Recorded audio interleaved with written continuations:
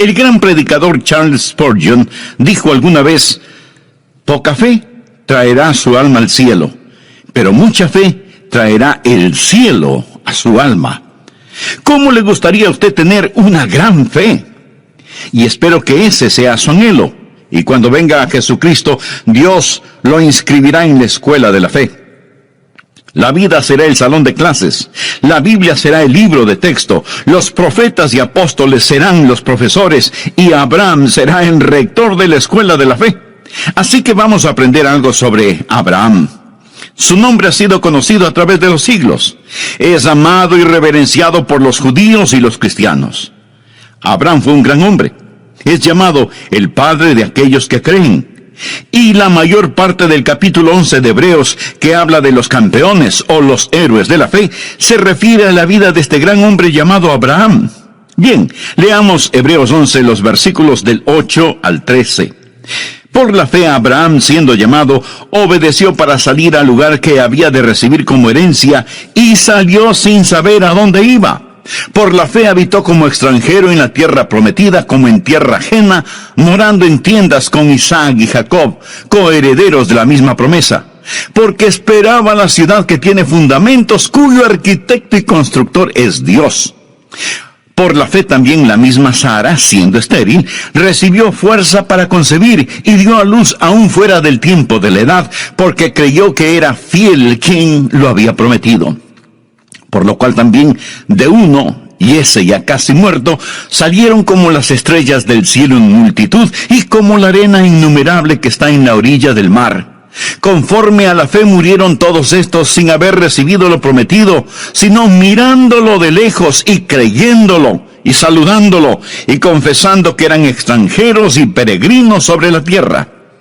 Hasta aquí la porción de las Escrituras. Ahora, por favor, busque Romanos 4:11, en donde se le llama a Abraham padre de todos los creyentes. Así que Abraham tiene más o menos cubierto el mercado cuando se trata de la enseñanza de la fe. Escúcheme con atención. No puedo enfatizar lo suficiente la importancia de la fe. Y no estoy hablando de algo incidental. En Hebreos 11:6 leemos: pero sin fe es imposible agradar a Dios. Y usted quiere agradar a Dios, ¿verdad? Bueno, si usted quiere agradar a Dios, hágalo sin que importe a quién desagrade. Pero si usted desagrada a Dios, no importa a quién agrade. Y no hay manera de agradar a Dios sin fe. Lo repito, esto no es incidental, esto es fundamental. Fe es la marca del creyente cristiano. Los primeros seguidores fueron llamados creyentes antes de ser llamados cristianos. Es nuestro deber principal el creer en Dios. En Juan 6:29 leemos: respondió Jesús y les dijo: esta es la obra de Dios, que creáis en el que Él ha enviado. ¿Desea usted servir a Dios? Su deber principal es creer en Dios. El pecado supremo no es la incredulidad. El pecado más grande no es el asesinato, ni la violación, ni el robo, ni la corrupción, ni la tiranía. El pecado más grande, mi amigo, es la incredulidad. Cuando el Espíritu Santo de Dios viene al mundo, viene a convencer a los hombres del pecado, porque ellos no creen. La razón por la que los hombres están perdidos, condenados y rumbo al infierno, no es por algún pecado que hayan cometido, es porque no han creído. La Biblia dice en Juan 3:18, el que en él cree no es condenado. Pero el que no cree ya ha sido condenado porque no ha creído en el nombre del unigénito Hijo de Dios. La incredulidad es la fuente de todos los demás pecados. Adán y Eva pecaron en el jardín del Edén porque no creyeron a Dios. La vida cristiana debe ser vivida por fe. Hebreos 10:38 lo dice claramente: mas el justo vivirá por fe. Amigos, se lo repito, sin fe es imposible agradar a Dios. Usted nunca tendrá éxito en su vida cristiana si es que no cree en Dios. Esa es la razón por la que estamos estudiando sobre algunos campeones de la fe o héroes de la fe. Ahora, lo que le voy a decir seguramente le asombrará. Abraham fue un pagano idólatra. Vivió en un lugar llamado Ur de los Caldeos, cuando Dios le habló y le inscribió en la escuela de la fe, 2000 años antes del nacimiento de Jesús en la tierra. Abraham fue un pagano, y además tenía 75 años cuando asistió a la escuela de la fe. Así que no me diga que usted es demasiado malo o demasiado viejo como para no querer caminar esta gloriosa vida de la fe. Por supuesto que puede, piénselo. Un hombre de más de 70 años vive en tierra extraña. Tiene una esposa muy linda, tiene familia, tiene un negocio, y como lo vamos a ver, él lo deja todo para ir a un país que nunca ha visto y marcha bajo órdenes selladas. Dios no le dice a dónde va a ir. Dios no le dice cuánto tiempo se demorará en llegar a ese lugar. Dios no le dice qué es lo que tendrá que hacer una vez que llegue, ni por cuánto tiempo se quedará allá, o qué es lo que va a suceder. Dios simplemente le dice, levántate y vete. Y él así lo hizo, inscrito ya en la escuela de la fe. Y la palabra de Dios dice que Abraham y Sara fueron extranjeros y peregrinos en la tierra de Canaán. Lo mismo que nosotros. Note que Abraham no fue un fugitivo. No estaba huyendo de su hogar, no era un vagabundo, no estaba buscando una casa, era un extranjero lejos de su hogar y era un peregrino huyendo hacia su hogar. Y eso vamos a aprender acerca de él, porque lo que es verdad sobre Abraham no es una mera historia. Ha sido escrita para nuestro beneficio. ¿Por qué cree que Dios puso esto aquí en el capítulo 11 de Hebreos? Si no fuera para que sirva de inspiración y sea una herramienta informativa para que nosotros podamos usarla. Quiero que aprenda 6 poderosos principios y oro para que el Espíritu Santo de Dios los inscriba en su corazón. Vienen directamente de las páginas de las Escrituras para ayudarle a que tenga una fe dinámica que traerá el cielo a su alma. Espero que usted esté listo mental y espiritualmente. El primer principio es un principio auditivo. Debemos escuchar a Dios. Leamos Hebreos 11:8. Por la fe Abraham, siendo llamado, obedeció para salir al lugar que había de recibir como herencia, y salió sin saber a dónde iba. Siendo llamado es una frase operativa, o sea que oyó la voz de Dios, fue llamado. Recuerda lo que dice Romanos 10:17. Así que la fe es por el oír, y el oír por la palabra de Dios. Es un principio auditivo. Usted debe escuchar a Dios. Si leemos la historia de Abraham en el capítulo 12 de Génesis, vamos a encontrar que Dios le habló a Abraham en forma personal. Leamos los 3 primeros versículos. Pero Jehová había dicho a Abraham, vete de tu casa y de tu parentela y de la casa de tu padre a la tierra que te mostraré. Y haré de ti una nación grande, y te bendeciré, y engrandeceré tu nombre, y serás bendición. Bendeciré a los que te bendijeren, y a los que te maldijeren maldeciré. Y serán benditas en ti todas las familias de la tierra. Abraham oyó la voz de Dios, quien le dijo que le mostraría la tierra a la cual debería ir, que haría de él una nación grande, que bendeciría a los que le bendijeren, y que maldeciría a quienes le maldijeren. La raíz de la fe es el escuchar la voz de Dios. Esto lo establece Génesis 12. Pero en el capítulo 11 de Génesis encontramos algo que es un verdadero contrasentido. Encontramos a un pueblo tratando de construir una gigantesca torre que llegue hasta el cielo. La tristemente famosa Torre de Babel. Quiero que note la diferencia entre Génesis 11 del 1 al 4 y Génesis 12 del 1 al 3. Leamos Génesis 11, los primeros 4 versículos. Tenía entonces toda la tierra una sola lengua y unas mismas palabras. Y aconteció que cuando salieron de oriente hallaron una llanura en la tierra de Sinar. De paso le informo que Sinar es Babilonia y Babilonia es Irak. Y se establecieron allí. Y se dijeron unos a otros, vamos, hagamos ladrillo y cozámoslo con fuego. Y les sirvió el ladrillo en lugar de piedra y el asfalto en lugar de mezcla.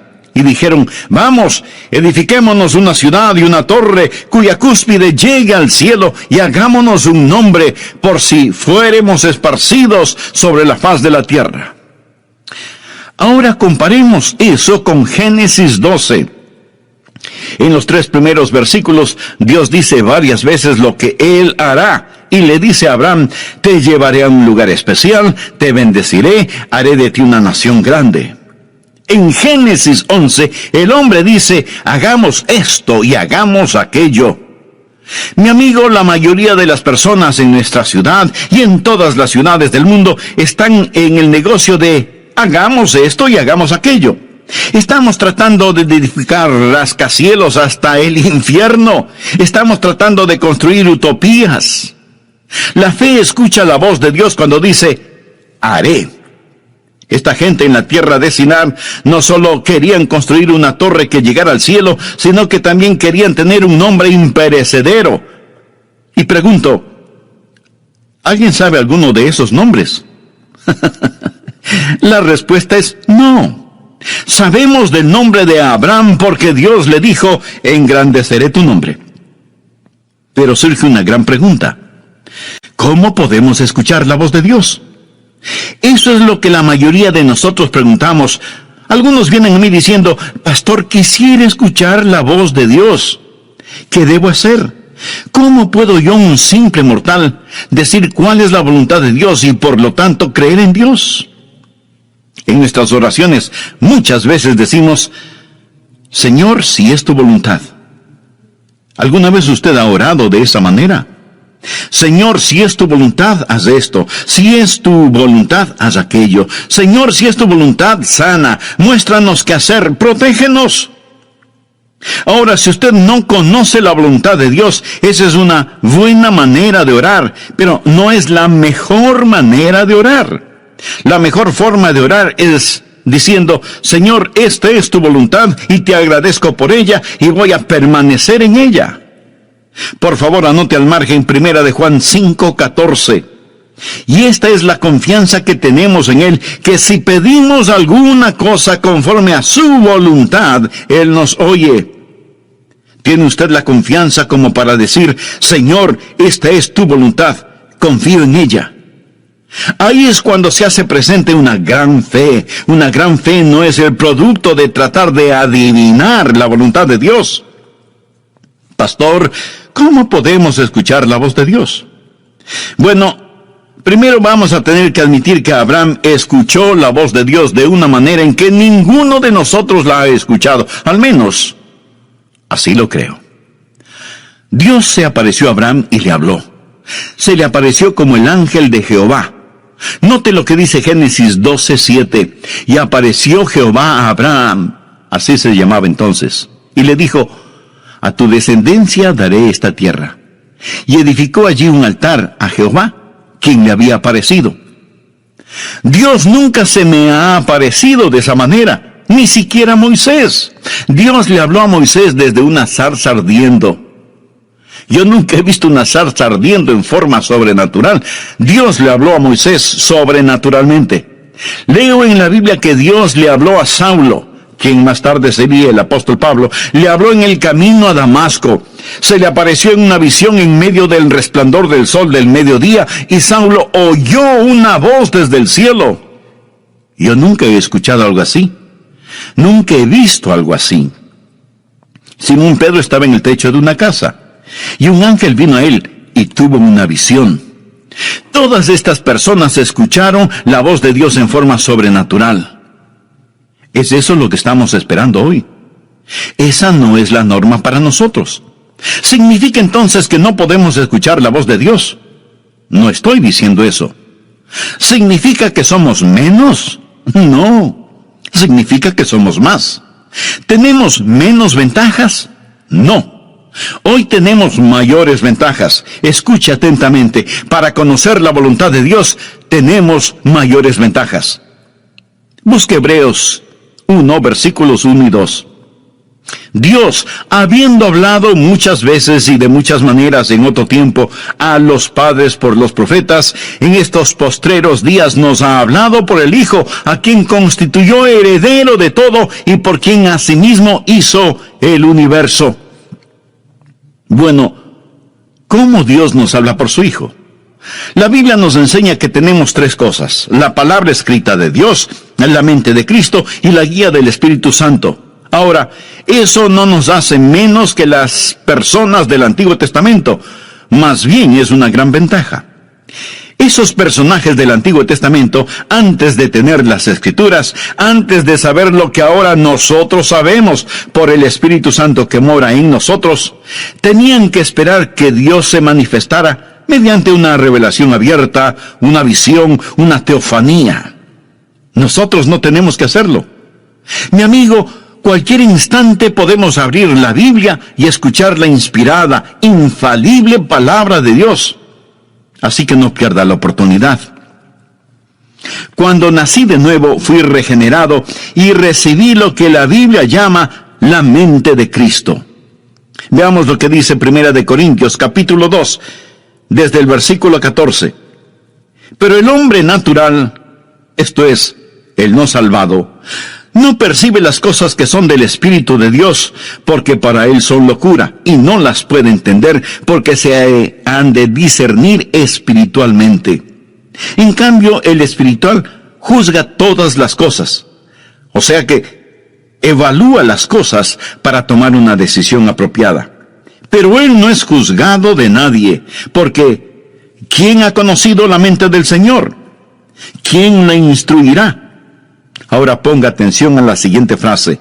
Mas nosotros tenemos la mente de Cristo. Y no lo tome esto a la ligera. Nosotros tenemos escrita la inspirada, infalible palabra de Dios, y esa palabra nos dice que tenemos la mente de Cristo. ¿Cómo puedo conocer la voluntad de Dios? Amigo, cuando mi corazón está limpio, mi motivación es transparente y camino en el Espíritu, puedo con toda seguridad asumir que lo que pienso y lo que deseo es la voluntad de Dios. Usted puede pensar que esto es arrogancia. No, no lo es. Y déjeme explicarlo. Verá, el diablo quiere ponernos bajo la idea de que nosotros no podemos conocer la voluntad de Dios. Pero por supuesto, sí podemos conocerla. Debería ser una condición natural el que conozcamos la voluntad de Dios. Usted dice, ¿qué pasa si hago algo fuera de la voluntad de Dios? Pues el Espíritu Santo dará la voz de alarma y le dirá, es malo lo que hiciste, has pecado, te has vuelto a esclavizar. Si usted está caminando en el Espíritu, sabrá cuando el Espíritu Santo da la voz de alarma. Ahora, suponga que camina en el Espíritu. No ha pecado, pero Dios tiene un plan diferente para usted. Entonces, Dios se lo mostrará. Pablo hizo planes para ir a Bitinia, pero el Espíritu se lo prohibió. Y Pablo oyó una voz que lo llamaba a Macedonia. Así que tuvo que cambiar sus planes. El punto, mi amigo, es que podemos caminar con Dios. Honramos a Dios cuando creemos en Él y vivimos con confianza. Ahora, si usted duda acerca de algo, espere en el Señor.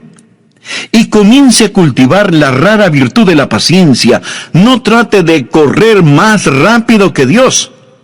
Pero, en cambio, corra lo más rápido que pueda hacia Dios y comience a caminar con Él. Antes de finalizar, deseo hacerle una pregunta. ¿Cuál es su relación personal con Dios? ¿Es Jesucristo su Salvador y Señor? Si usted aún no es un hijo de Dios, ¿no le gustaría serlo ahora mismo? Solo repita conmigo la siguiente oración. Querido Dios, deseo conocerte verdaderamente. Quiero tener una fe firme que me ayude a saber y a hacer tu voluntad. Señor Jesús, perdona mis pecados. Te invito a que entres en mi corazón y transformes mi vida. Límpiame, perdóname, sálvame. Señor Jesús. ¿Cuáles son sus metas personales? Tal vez quiere tener suficiente dinero para su retiro, tener una bonita casa y poder gozar de una vida tranquila y sin preocupaciones emocionales o financieras. ¿Cuál es la meta que tiene para sus hijos? Desea que ellos sean famosos y alcancen notable éxito en la vida. ¿Cuál es su meta en lo concerniente a su relación espiritual con Dios? ¿Se preocupa de cómo sus hijos desarrollan un carácter genuinamente cristiano debido a su ejemplo? ¿Dejaría su trabajo presente y aceptaría otro menos importante y con menos dinero si eso ayuda al crecimiento espiritual suyo y de su familia? ¿Cuál es su meta? Impresionar a la gente. ¿En compañía de quién prefiere estar? ¿De los ricos, famosos y mundanos o de los pobres, sencillos y puros? ¿Qué significa para usted buscar primeramente el reino de Dios y su justicia? Mi amigo, hoy continuaremos estudiando 6 principios para fortalecer la fe. Y deseo que Dios le bendiga con este mensaje. Bienvenidos a El Amor que Vale, con el pastor, maestro y autor, Dr. Adrián Rogers, supliendo las necesidades de la gente con la verdad de la palabra de Dios, trayendo personas a Cristo, transformando vidas alrededor del mundo y ayudándole a usted a descubrir el poder del amor más grande, el amor que vale. Acompáñenos, con nosotros el Dr. Adrián Rogers, en la voz del pastor Lenín de Llanón. Estamos hablando de la vida de Abraham, de cómo Dios le habló y de cómo para saber la voluntad de Dios es necesario tener fe y saber escuchar a Dios. Este primer principio lo he llamado el principio audible, porque debemos escuchar a Dios. El segundo principio es lo que llamaré el principio de correr riesgos. Porque usted no solo debe escuchar a Dios, sino que también debe obedecer lo que ya sabe. Por favor, abra su Biblia en el capítulo 11 de Hebreos, versículo 8. Por fe, Abraham, siendo llamado, obedeció para salir al lugar que había de recibir como herencia, y salió sin saber a dónde iba. Abraham escuchó la voz de Dios y obedeció. No sabía a dónde iba a terminar, pero eso no era de su incumbencia. Nuestra responsabilidad no es el entender totalmente, sino el obedecer rápidamente. Recuerde que Abraham estaba dejando todo lo que conocía y todo lo que amaba y se iba a otro lugar en absoluta obediencia. Cuando Dios le hable, mi amigo, usted tiene que estar listo a obedecer, ya sea que esa orden tenga o no tenga sentido para usted. Algunos jóvenes pastores me preguntan: Pastor Rogers, cuando voy a pastorear una iglesia, ¿cuál debe ser mi actitud? Y yo les respondo: deben estar preparados para 2 cosas. Primero, pasar el resto de sus vidas ahí. Y segundo, estar listos en los próximos 15 minutos. Y ambas cosas son ciertas. Usted no debe decir: Señor, estoy construyendo un nido. Usted necesita orar y decir: Señor, si voy a construir un nido, pon una espina en él. Estoy listo a ir. Confiar y obedecer. La única manera de ser felices en Jesús es confiar y obedecer. Y si usted no obedece lo que ya sabe, no le pida a Dios más revelación, porque Dios no se la va a dar. ¿Tiene usted un problema de fe? Si es así, probablemente su problema es de obediencia. ¿Hay alguna confesión que necesita hacer? ¿Hay alguna restitución que debe realizar? ¿Hay una ayuda que debe dar? ¿Hay un testimonio que debe compartir?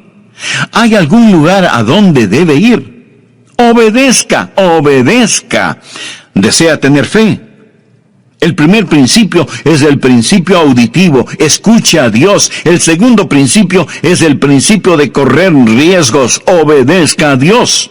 El tercer principio es lo que llamo el principio de valores. Usted debe establecer prioridades. Leamos ahora Hebreos 11:9. Por la fe habitó como extranjero. Se refiere a Abraham.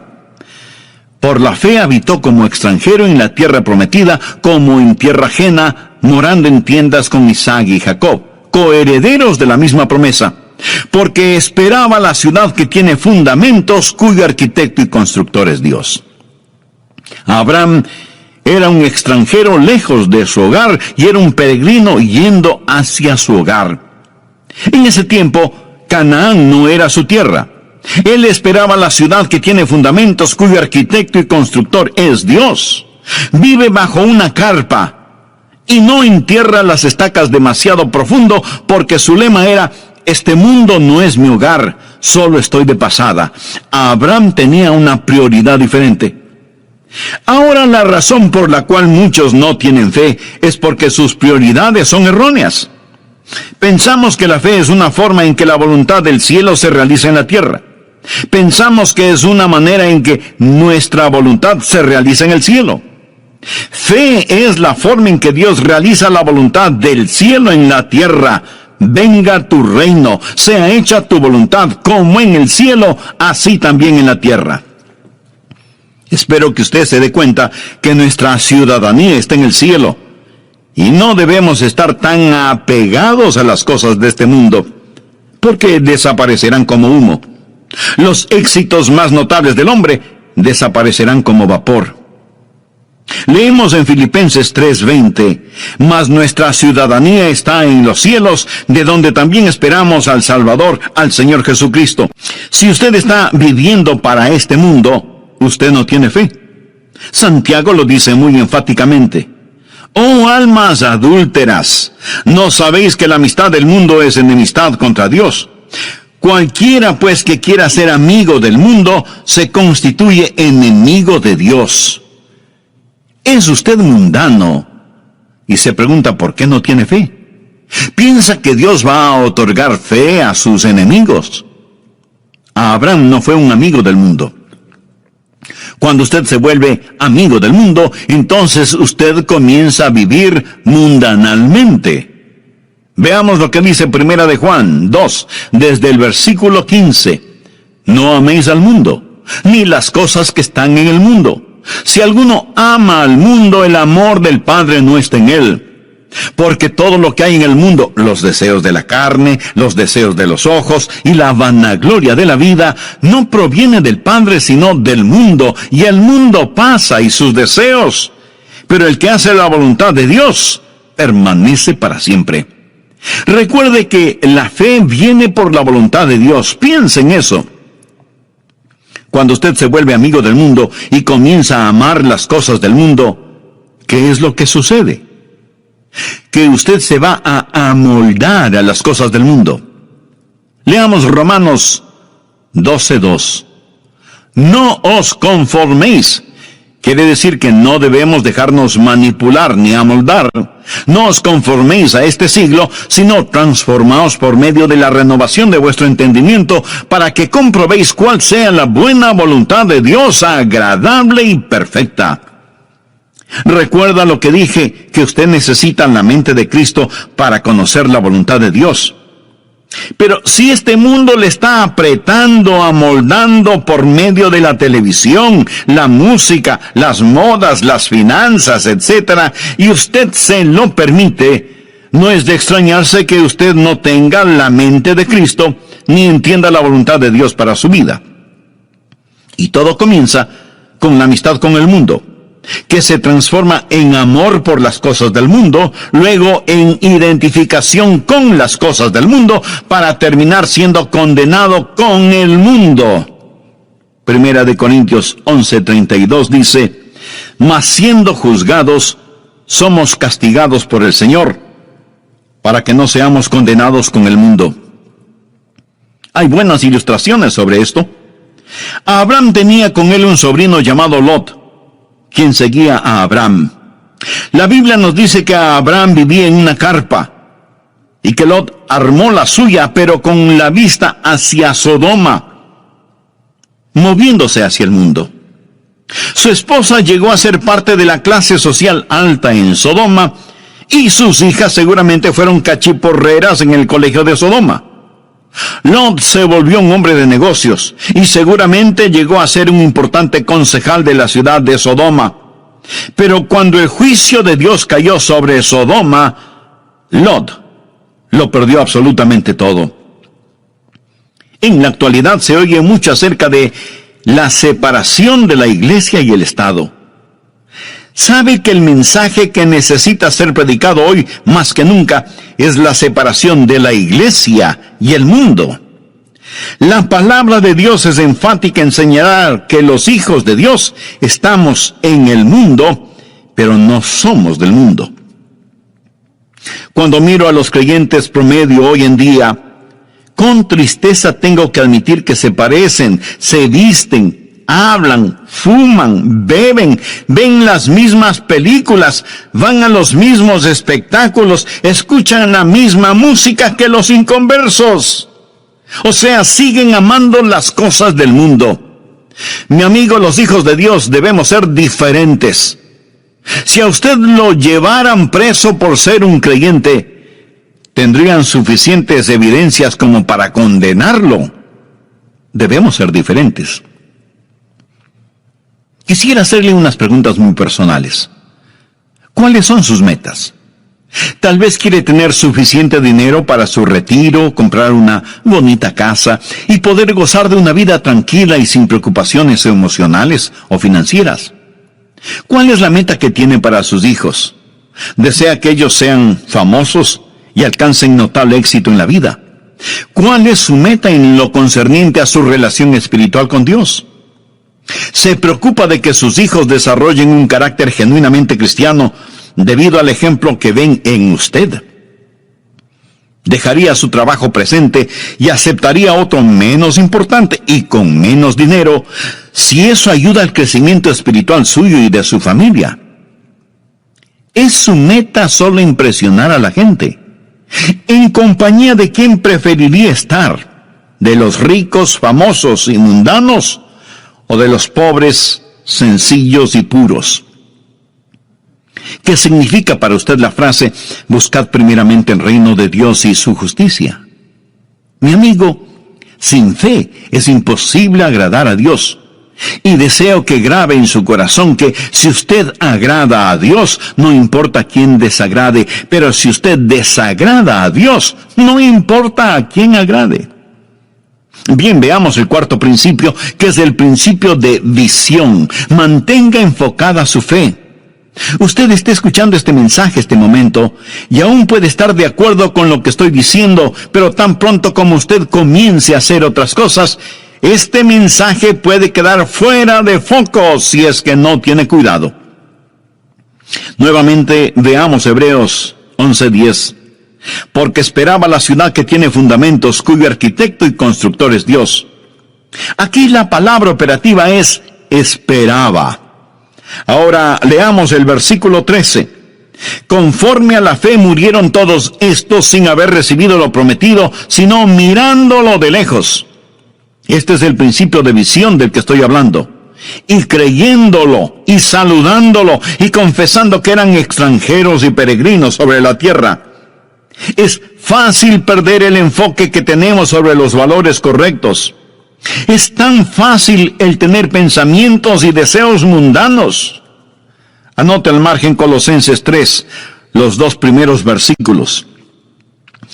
Si pues habéis resucitado con Cristo, buscad las cosas de arriba donde está Cristo sentado a la diestra de Dios. Poned la mira en las cosas de arriba, no en las de la tierra. Abraham fue un hombre que tuvo una visión. Y esa visión le dio la capacidad de ver lo invisible. Recuerde lo que es la fe. Es pues la fe, la certeza de lo que se espera, la convicción de lo que no se ve. Eso es lo importante.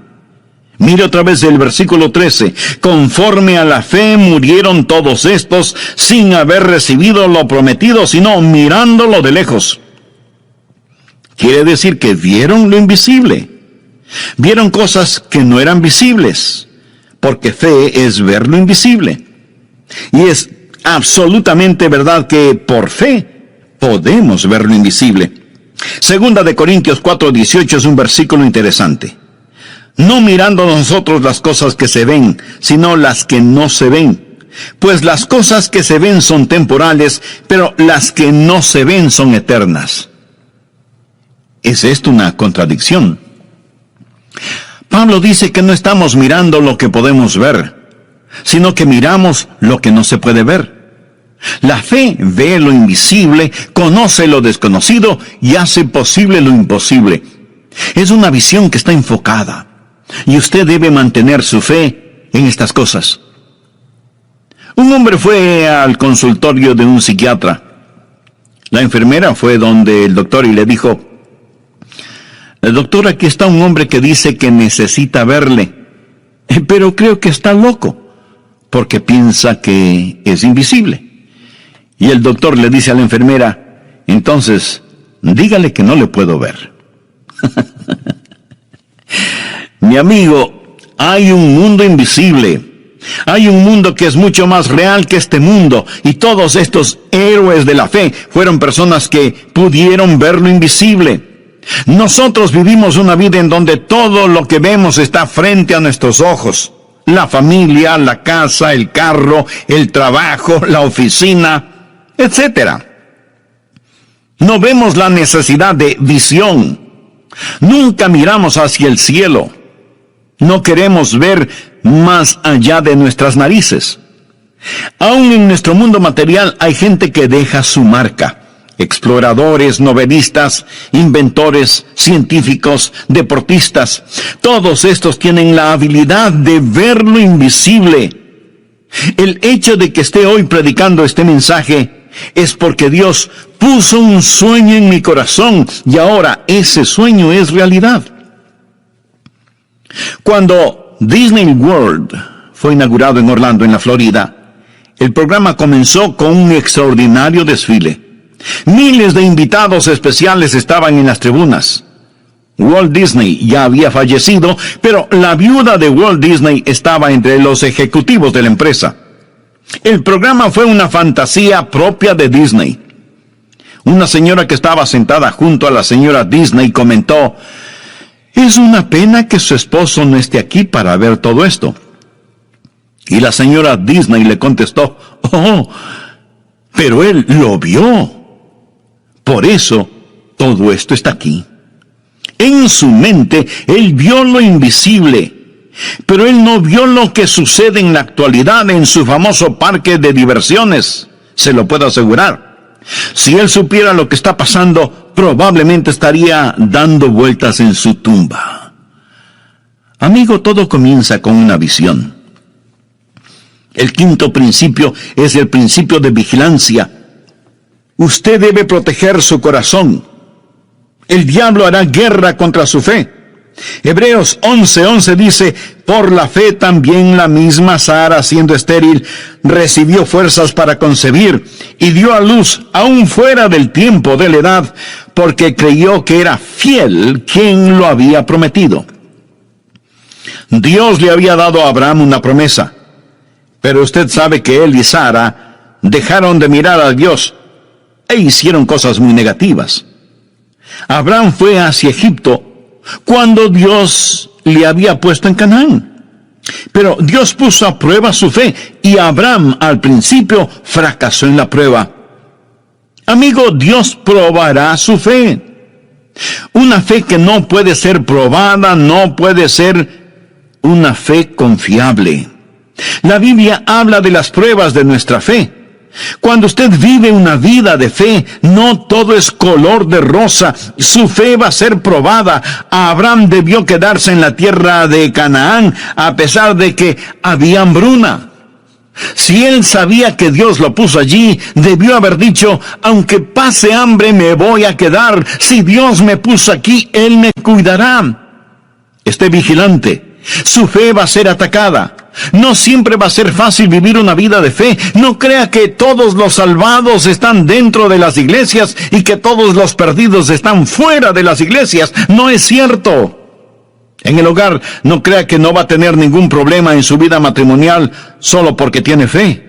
En la vida, no piense que no va a tener quebrantos y a derramar lágrimas. Amigo, usted va a enfrentar problemas a pesar de vivir una vida de fe. Pero Abraham retornó a la vida de fe.